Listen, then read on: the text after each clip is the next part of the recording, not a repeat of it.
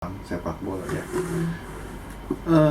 Kita bahas tentang satu kejuaraan yaitu The Swiss Open Super 300. Jadi ini adalah rangkaian ya dari turnamen Eropa, di mana minggu depan terakhir ada di Spain Master Super 300 juga. Jadi ya sebetulnya di turnamen ini ya, Indonesia menurunkan pemain-pemain yang masih memiliki potensi untuk lolos ke Olimpik ya, kayak di ganda campuran ada Rino Pita, Rehan Lisa dari ganda campuran, lalu di tunggal putri ya Gregoria juga masih diturunkan karena posisinya juga belum sebetulnya aman ya untuk masuk ke seeded, karena dia masuk seeded ini jauh lebih enak dari sisi drawing.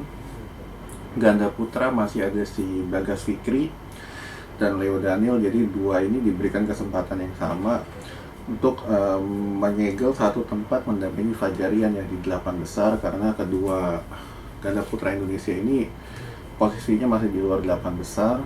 Lalu dari ganda putri ada Apri Yamasiti jadi sama Lani Rika. Jadi walaupun gue bilang peluang Lani Rika udah jauh lah, cuman untuk Apri Siti ini lebih ke ngasih seat ya, karena penampilan mereka juga belum sepenuhnya konsisten ya.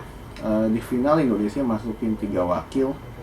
Yang pertama kita mulai dari ganda putra dulu, di mana Bagas Fikri harus kalah dari Ben Amasen, ini duet Inggris ya. Dari dua pertemuan yang sudah terjadi ya sampai ini kan 2 pertemuan, mereka ini nggak pernah menang juga ya. Selepas All England ya, duet Bagas Fikri ini ketika di final selalu di klimaks, dan gue bilang ini persis yang terjadi dengan Fajarian ya, ketika medio 2021 ke bawah lah.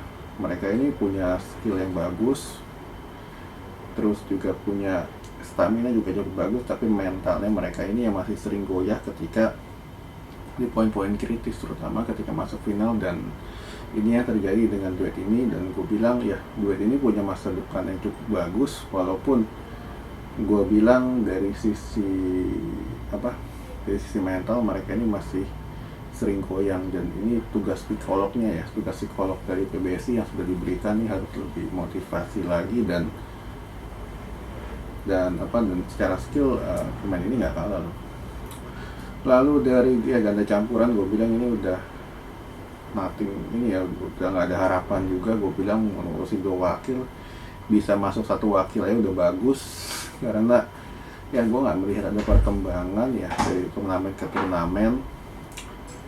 Lalu dari ganda putri ya, ini Lani Rika ini jadi salah satu ganda yang cukup kejutan juga. Mereka bisa menangin Super 300, apalagi ganda putri yang satu ini kan seringkali juga tampilnya konsisten ya.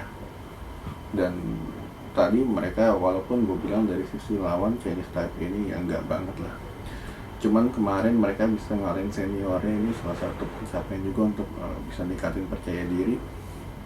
Lalu dari dari tunggal putri ya, Grego ini